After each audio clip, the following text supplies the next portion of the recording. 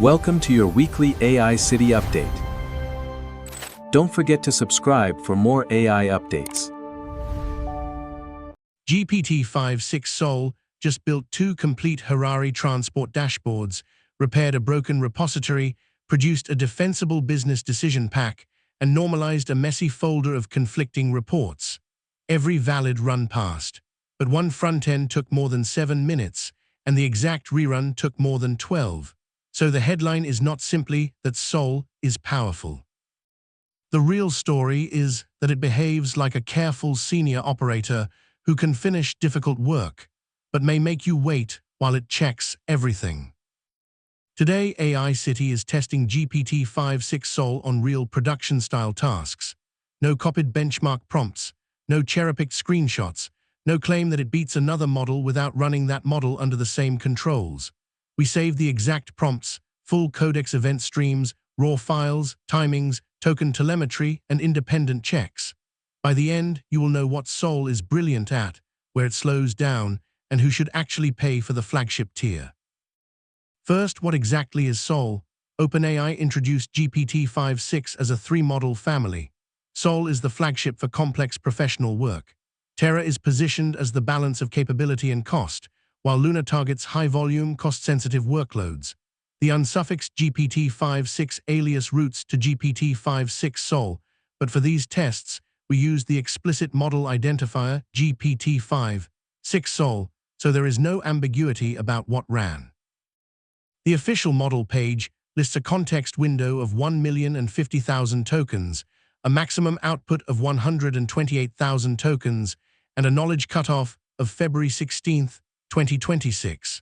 Standard API prices are $5 per million input tokens, 50 cents per million cached input tokens, and $30 per million output tokens. Sol supports reasoning from none through max. We used medium, the documented default, and the most relevant setting for serious everyday work. We did not use max, pro mode, ultra mode, or a special high-speed preview. OpenAI makes big claims for this release. Its launch material emphasizes front-end design, long-horizon knowledge work, computer use, coding, science, and cyber. OpenAI reports an artificial analysis coding agent index score of 80, a SWE Bench Pro result of 64.6%, and an OS World 2.0 result of 62.6%. Those are company-reported benchmark numbers. They set the context, but they are not our verdict. For the AI City test, we chose 4 capabilities that matter to people building real things: front-end design from a blank folder, repository diagnosis and repair, quantitative analysis across several deliverables, and a multi-file tool workflow with inconsistent source formats. We ran 5 valid sessions because the front-end was repeated exactly after its first result surprised us. The model, reasoning level, machine, prompt, and evaluation stayed fixed. The first task began with an empty directory and 1 prompt: build Harari Transit Control, a responsive dashboard for a fictional commuter omnibus network. It had to use plain HTML, CSS, and JavaScript with no network dependency. It needed desktop and mobile navigation, 4 key performance cards, an SVG or Canvas reliability chart, live incidents, root status, a working time range selector, a persistent light and dark theme, accessibility basics, and a visible warning that the data was simulated. Sol did not stop at a plan. It created the page, stylesheet, script, and README. More importantly, it opened the result in Chromium at desktop and phone sizes, exercised the controls, checked the console, found layout issues, and corrected them before finishing. Our separate evaluator then repeated those checks at 1440 by 900 and 375 by 812. The app passed everything in our rubric. The time selector changed more than 1 metric. The theme preference survived a reload. There were no JavaScript or console errors, no horizontal overflow, 1 main heading, proper landmarks, visible data freshness and simulation labels, and no visible controls smaller than 44 pixels. Visually, it was also much better than a generic generated dashboard. It used a restrained green, gold, coral, and blue palette, strong hierarchy, dense but readable cards, and a mobile layout that felt deliberately composed. That result supports OpenAI's claim that front-end aesthetics improved. But here is the first warning. The run took 430.3 seconds, just over 7 minutes. It also reported more than 600,000 input tokens across the full agent loop, most of them cached, because Codex repeatedly carried working context through tool calls and verification. Was that 7-minute result an anomaly? We created a second blank folder and ran the exact same prompt again. The output was not a copy. Sol produced a different interface with a new visual system, different information architecture, different chart treatment, and different responsive behavior. The quality held. During its own audit, it detected that a desktop button was only 38 pixels tall, changed the stylesheet, and reran the browser check until every visible button met the 44-pixel target. Our independent evaluator gave that second dashboard another complete pass, but the wall clock time rose to 753.64 seconds, more than 12.5 minutes. That is 75% slower than the first run under the same prompt and settings. So the front-end conclusion is clear. Sol can produce unusually complete and polished work from a short brief, and its self-correction is excellent. But medium effort agent runs can be slow and variable. If you need a hero interface in 30 seconds, this is not what our test showed. The second capability was repository repair. We gave Sol a deliberately broken JavaScript inventory module for a Zimbabwe retail fixture. 7 tests covered exact stock sales, invalid quantities, immutability, deterministic low stock ordering, correct inventory valuation, missing prices, and duplicate shipment lines. The instruction was simple: do not touch the tests, preserve the public API, fix every root cause, and add a concise change log. Sol inspected the repository, ran the failing suite, backed up the implementation, edited only the production module, and reran the tests. All 7 passed in one repair cycle. It fixed a greater than boundary that rejected selling the exact available quantity. It replaced weak numeric validation with a positive integer guard. It removed mutations from restocking. It sorted low stock products by quantity and then name. It multiplied units by price instead of adding them. And it threw a clear error for a missing price. We independently hashed the test file against the untouched fixture. The tests were unchanged. We ran the suite again and observed 7 passes, 0 failures. Total model time was 83.32 seconds. Compared with the front-end runs, this was fast, focused, and precise. This is the strongest part of Sol's performance in our small sample: bounded repository work with executable tests and clear success criteria. Next came knowledge work. We provided 6 months of fictional retail data for MBA market online and a choice between 2 90-day investments. Option A spent $18,000 on delivery operations and targeted 5 more percentage points of on-time delivery with 20% fewer returns. Option B spent the same amount on paid media and targeted 18% more orders, while assuming the weak June return rate and fulfillment performance continued.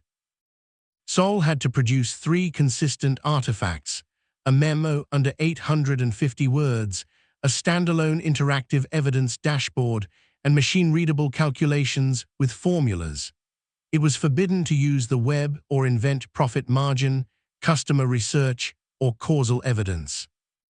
The model recommended option A, but importantly, it did not pretend the scenario was certain. It calculated January to June revenue growth at 23.34%, the June return rate at 6.83%, and the change in on-time delivery at negative 2.5 percentage points. Under the supplied assumptions, option A reduced June equivalent returns from 103 to 82.4. Option B raised June equivalent orders to 1,779.44 and returns to 121.54.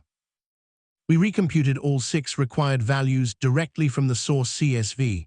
Every number matched. The dashboard's inline JavaScript parsed, its scenario switch worked, and its labels separated measured history from supplied targets. The run took 304.32 seconds, just over 5 minutes. Again, Sol spent real time on a multi-artifact deliverable, but the cross-file consistency was excellent. The fourth capability was messy tool work. 5 incident reports arrived as text, Markdown, and JSON. Dates used 3 formats. Root separators varied. 1 report used a Unicode dash. Most importantly, Incident 106 appeared twice with conflicting delays, 90 minutes in one source and 94 in another. Sol created a normalized CSV, an anomaly report, and a JSON summary. It processed all 5 files, preserved both duplicate rows, disclosed the conflict instead of silently selecting a value, normalized every date and route, and reconciled 5 records into 4 unique incidents. It correctly reported 2 unresolved records and a maximum delay of 94 minutes. The run took 80.78 seconds. This is another strong use case. Structured transformation, where the model must preserve evidence and explain ambiguity. Across the 5 valid runs, Sol scored 50 out of 50 on our defined checks. Total wall clock time was 1,652.36 seconds, or 27 minutes and 32 seconds. Reported event telemetry contained about 2.25 million input tokens, of which about 2.08 million were cached, plus just over 55,000 output tokens. These are Codex usage counters, not an invoice. Applying the published standard API rates as rough arithmetic gives about $3.53, but actual Codex subscription charging, long prompt rules, and tool costs can differ, so treat that only as scale, not a bill.